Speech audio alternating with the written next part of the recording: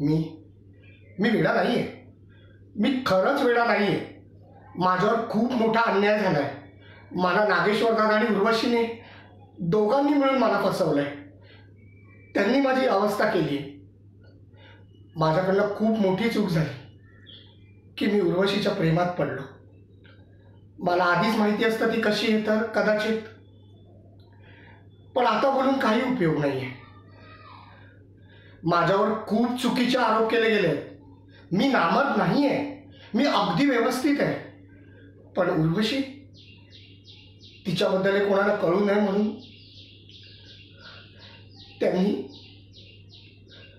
मी वेडा नाही आहे. मला इथून बाहेर पडायचंय. मला इथून बाहेर पडायचंय. माझ्या जुन्या कर्माची फळं भोगली मी, पण आता सहन होत नाही. मला इथून बाहेर पडायचंय. मला इथून बाहेर काढा. अरे कोणीतरी मला इथून बाहेर काढा. अरे कोणी आहे का तिकडे? अरे मला बाहेर काढा. बाहेर काढा मला.